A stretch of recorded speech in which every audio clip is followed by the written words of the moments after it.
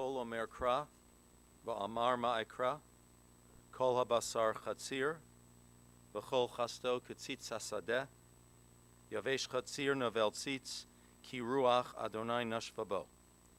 Achein chatzir ha'am, yavesh chatzir novel tzitz, udevar Eloheinu yakum leolam. A voice says, cry out, but I ask, what shall I cry? All flesh is like grass. All of its beauty is like the flower of the field. The grass withers and the flower fades when a wind from God blows upon it. Surely, therefore, people are like grass. The grass withers and the flower fades, but the word of God endures forever. Mizmor LeDavid, Adonai roi lo echsar, bidnot deshe yarbitzeni, al mei menuchot yinahaleni, nafshi yishovev, yancheni v'maglei tzedek laman shemo. The Lord is my shepherd, I shall not want. He has me lie down in green pastures. He leads me beside the still waters. He guides me on paths of righteousness. He revives my soul for the sake of his glory. Though I walk through the valley of the shadow of death, I fear no harm, for you are with me. Your staff and your rod, they comfort me. You set a table in sight of my enemies. You anoint my head with oil, and my cup overflows. Surely goodness and mercy shall follow me all the days of my life, and I shall abide in the house of the Lord forever. Joan Kekst, that's how you knew her. She was really Julia Childs. Remember Julia Childs? She was our Rachel Ray, or maybe Rachel Ray, since she was kosher cooking a lot of times. If kosher cooking would have gotten a television show on the Food Network, I know who would have been the hostess. And everybody knows that for a recipe to work depends on the ingredients. And the ingredients that are preferred are those that are 100% natural, no preservatives, and no artificial ingredients. Joan was 100% natural. She had no preservatives. There was nothing artificial about her. She was 100% natural. And being herself meant being a hostess, not only in the kosher kitchen or in the kitchen, but in life. It was being inclusive with people. It was being non-judgmental of people. You all felt your mom and your dad were very accepting, very encouraging, open-minded. Your mom was a big optimist. She never spoke negative things about anyone. As a mom, she believed in all of you and worked to support you and worked to help your dreams come true. And she was very welcoming to anyone who joined the family. She created space for everyone to feel at home. And what was so impressive was that she made all of her efforts look effortless, as if it just came naturally to her. And you know what it did? That's how she was. She lived her values, she lived her ethics, her involvement at JNF with Russian refuseniks, Bet Shan, and of course her kosher cooking seminars at Park and elsewhere. Joan believed in enjoying what you do each day, to find satisfaction in it, to find meaning in it, in what you do every day. And so she led by example. Just like she and your dad led by example in their married life. They had a very natural respect for each other. They were supportive of each other.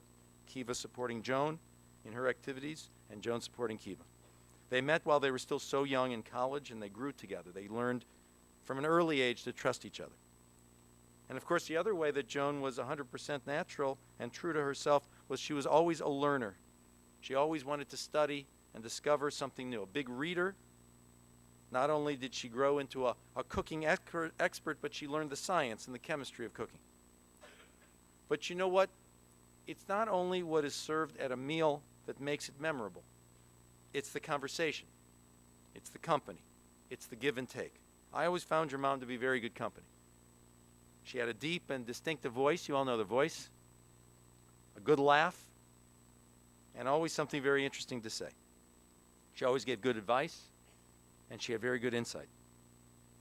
I told you she held court in that Park Synagogue kitchen for many seminars. I know you said that was a developed skill for her. She didn't come to it instinctively to lead a group, but I always felt that she was the master of that venue in terms of explanation and demonstration. I think it's just one more bit of proof that Joan was a learner her whole life. She had a desire to grow and to expand herself. Whether it was Notre Dame with home economics or the College of Jewish Studies, or self-teaching with cooking kosher and later with low-salt alternatives, Joan wanted to learn and then to share, and then to teach. I know she connected with her grandchildren that way, whether it was chopping apples for charoset, or sharing recipes, or collecting jewelry. She connected with all the grandchildren. And I know you were all still connecting with her at the hospice center only a few days ago. Your mom and your dad were two very impressive people.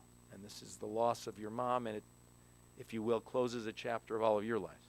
They were both very impressive people in their own right. And yet they found each other, then became a very impressive duo. Frankly, it shows in you. You're all very thoughtful, you're all very reflective, very expressive people, and loyal and proud of the people and the household that you grew up in.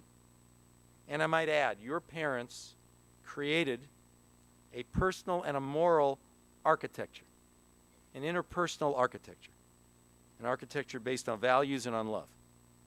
And it may be, and I know there are a lot of good architects in the room, for physical architecture, but the architecture based on loyalty and love may be the most important and the most impressive type of architecture anyone could have. She lived with a good name, and she died with a good name. I want to call Larry up. Larry's going to share a few words.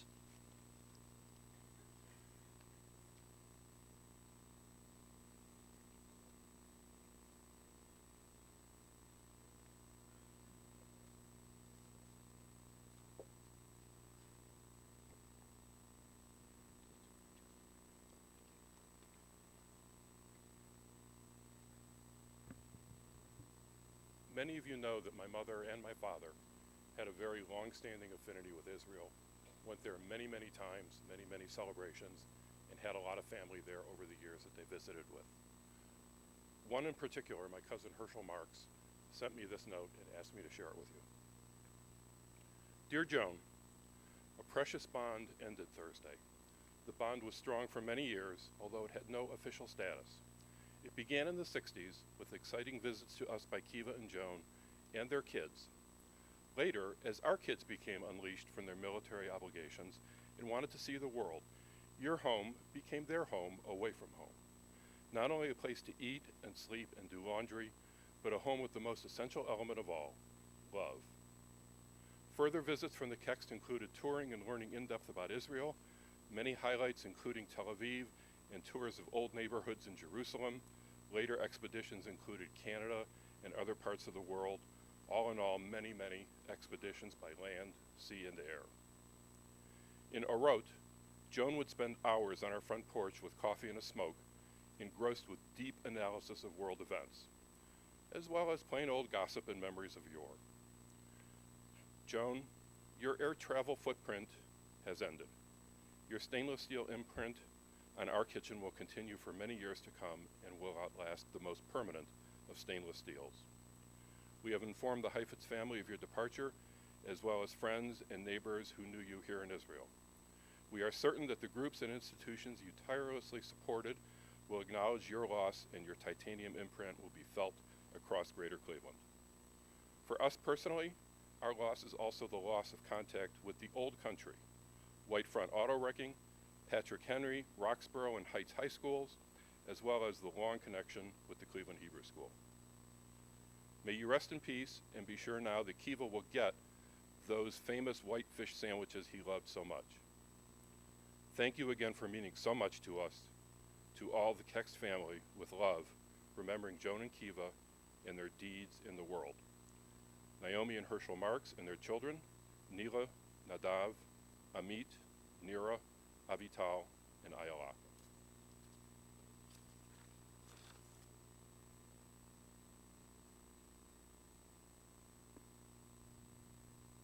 Amy?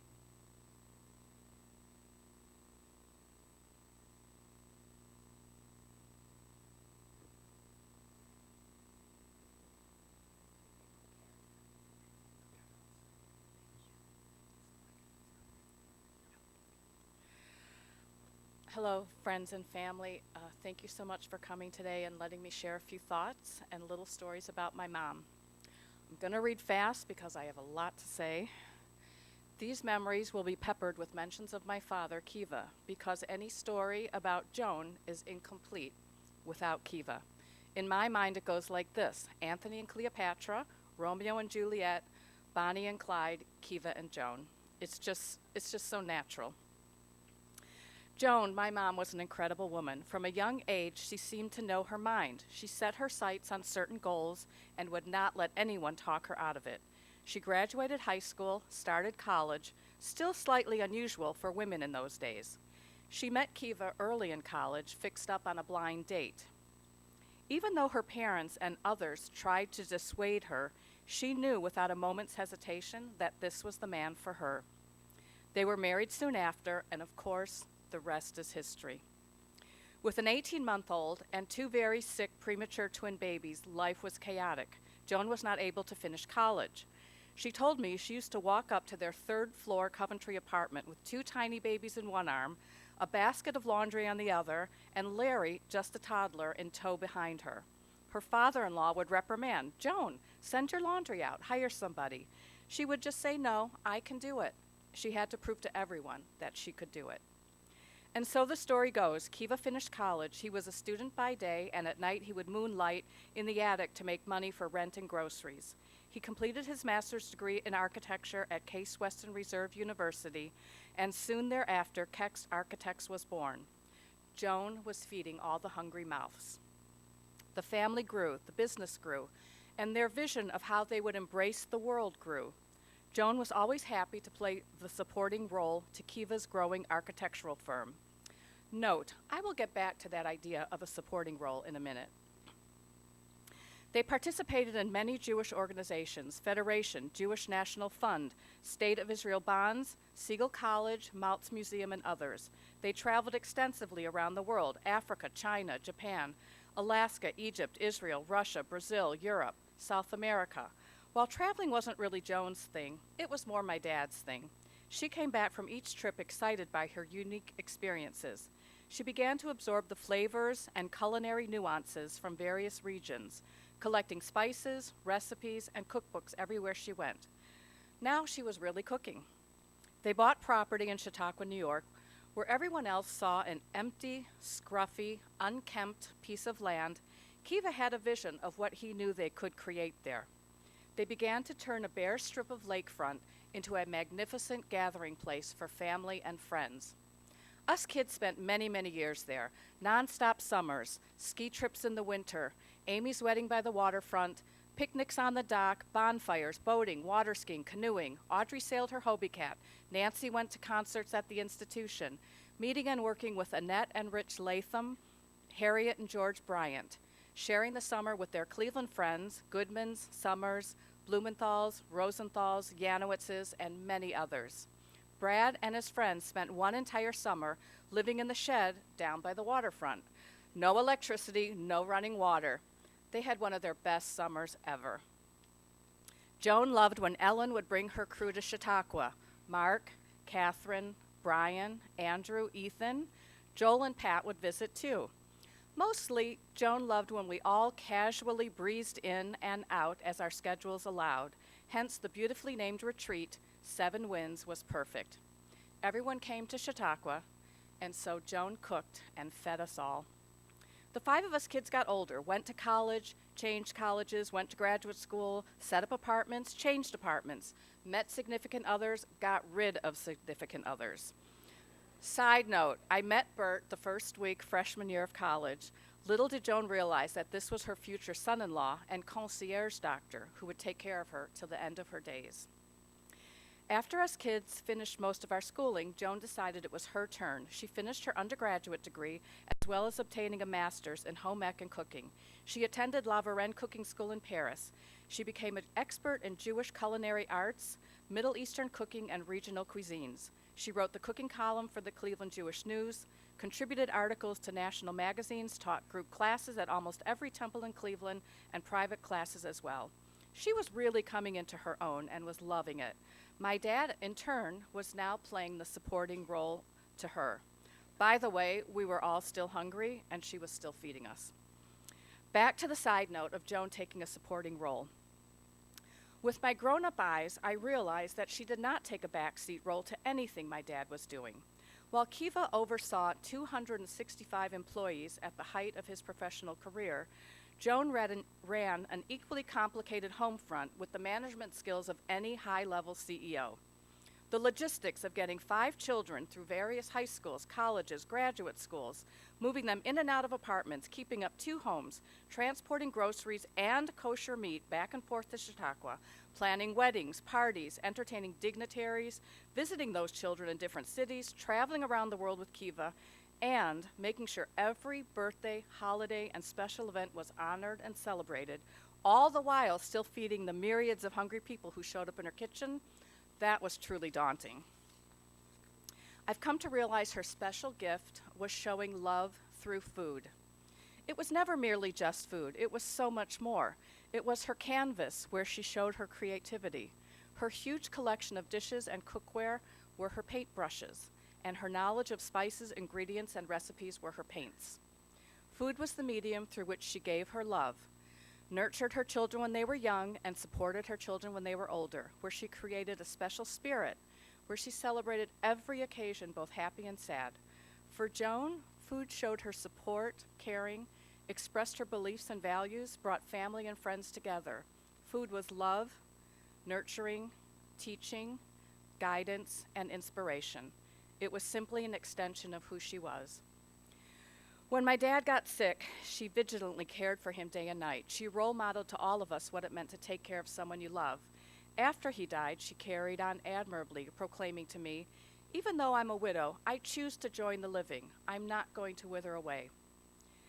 But now her children were grown and independent, and without a husband, you don't get asked to join the couples who go out on Saturday night. She struggled to find purpose in her life. She started her Women's Hanukkah group with 15 other women in similar situations. She joined book groups and managed the mitzvah meals at Park Synagogue.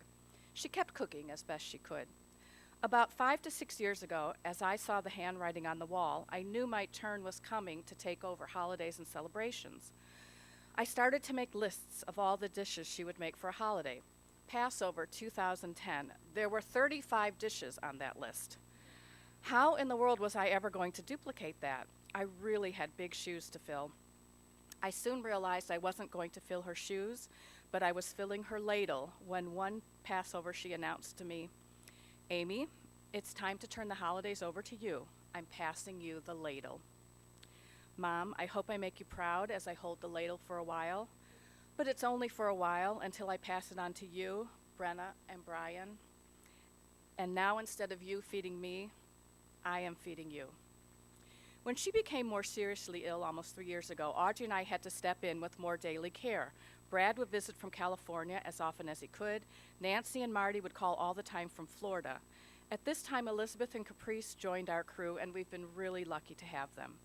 When I pushed Mom to go to Israel a year and a half ago, knowing that this would really be her last opportunity to make it there, I saw firsthand the true meaning of the phrase, "It takes a village," and an international village at that.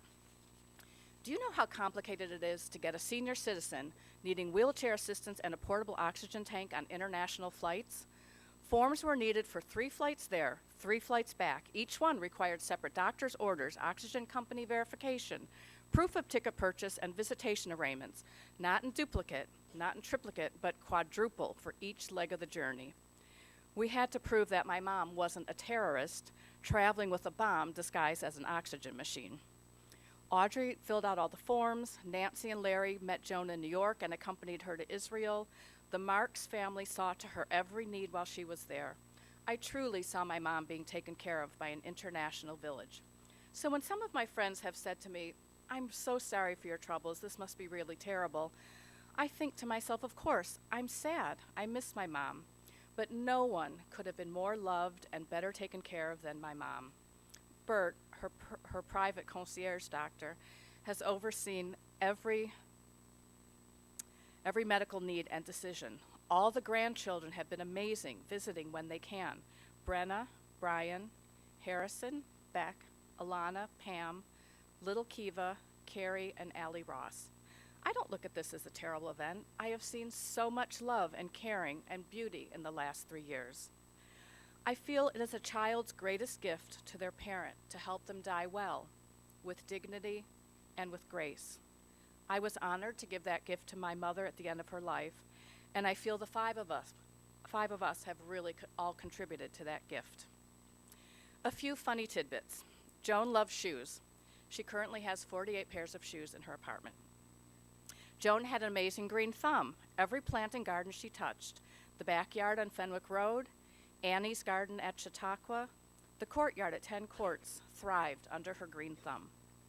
Joan collected Kleenex for some reason. When I emptied her house at 10 Courts, we found droves and stashes of Kleenex boxes. I have them at my house, so anyone who's coming there later, if they'd like to take a memento, please do so. After Joan broke her arm, I had to help drive her everywhere. We drove to the cemetery one Mother's Day to visit her mother's grave. We didn't know where it was. All we had was a row number to go on. I'm driving around the cemetery, searching for the right row, when suddenly I see a huge processional enter the grounds, heading straight for us.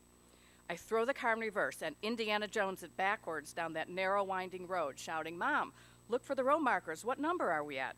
She finds the number. I practically throw her out of the car, escape down a little side road just as the processional passes us by. In my head, I'm thinking, please, God, don't let me knock down a gravestone or kill my mother of all days on Mother's Day. Anyway, we made it, and we were laughing so hard. I found this poem that my mother wrote to my father when I was sorting through some of her papers. It's called Kiva Showed Me. When first I saw Kilimanjaro was from the seat of a beach arrow. Awesome, a plane, merely a sparrow. No more would my world be narrow. Sight wildebeest, gazelle, zebra, birds, stalk lions, elephant, oryx, leopards. You took me to walk, land of shepherds, hear their tongues speak in ancient words. To touch a wall where David stood, to climb a wall that's China's hood, to see Egypt's pyramids, I could. To sail a junk, only Kiva would. To cast for trout in New Zealand's streams, to walk upon her glacier, such dreams.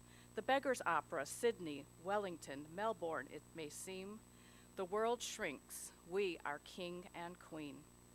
London, Paris, Zurich, Nice, Monte Carlo, Acropolis, St. Sophia, Michelangelo, Athens, Leningrad, Ontario, Moscow, Buenos Aires, Rome, Rio. Helsinki, buy a basket, trod near Inca ghosts on Machu Picchu. Sails billow on Sir Francis Drake's blue, golden sunsets of Jerusalem, Cairo. We dined in Marrakesh, me and you. Alone I cannot do such wondrous things or see buildings grow, hear songbirds sings, nurture a growing world every spring. You make possible my everything. Best of the best, what's left, can you guess? Not our trips, fame, fortune, nor houses, or children match, make love in inkiness of night, moon Big Dipper, our witness. One night, a lapping lake sang, breezes blew, lying there watching your back, you knew. Reached to me gentle kisses so true, my arms held my whole world. Kiva, you. Mom and Dad, you have created a world so rich and beautiful, and we have really been lucky to live in that world. Now we are tasked with keeping that richness alive in our own world and the futures we create. I found this very uncanny on Wednesday when it became clear what the day was going to bring. I realized it was the 24th of Tishrei, the anniversary of my father's death. I know he chose that day to reach out and take his beloved Joan. And even though she passed away a few hours into the next day, in my heart, they will share the same yahrzeit forever. So I know the time has come to say goodbye. You will soon be with your beloved Kiva, your champion, your everything. First, when you see him, tell him how mad we are at him for not being here. He has missed so many beautiful moments. But also please tell him how much we love him and miss him. I picture the two of you falling into each other's arms, laughing, smiling, and planning your next journeys together for all of eternity. You have fed and nurtured me my entire life. I have had an opportunity to feed and nurture you in return, and now I say goodbye to a girl, sister, woman, friend, wife, mother, grandmother, great-grandmother, cook, nurturer, inspiration. I love you. Thank you.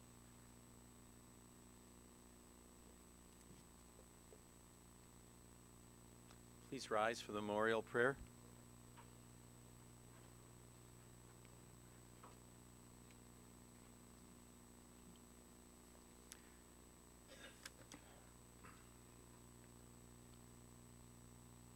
El mole rachamim shochen bamromim hametzei menucha nechona tachat kanfei hashchina b'malot kedoshim utehorim anabal harachamim hastirehu b'seiter kenafecha leolamim utzror b'tzrechem et nishmato Adonai hu nachalato, v'yanuach b'sholom hamishkavo, v'nomar amen. May we remember all of the worthy and the righteous deeds that she performed in the land of the living. May her soul be bound up in the bonds of eternal life. God is now her portion. May she rest in peace. And we all say amen. Let's be seated, everyone.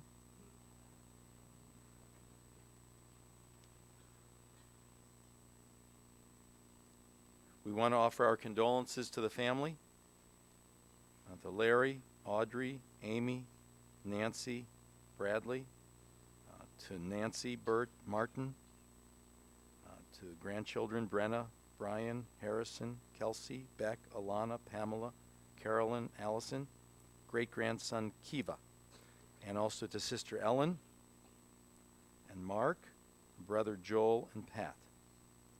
The family will be receiving friends for the Shiva visitation at the Brown residence, the residence of Amy and Bert Brown in Beechwood, 24575 Woodside Lane. Again, 24575 Woodside Lane in Beechwood.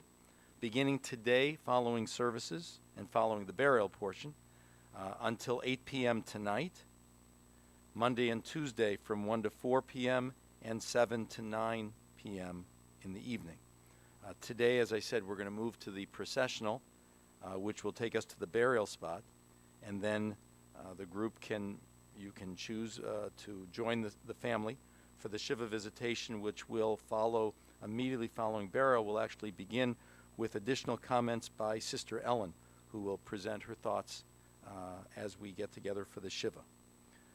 Please remain in your seats for another moment or two. The pallbearers, however, should now come forward.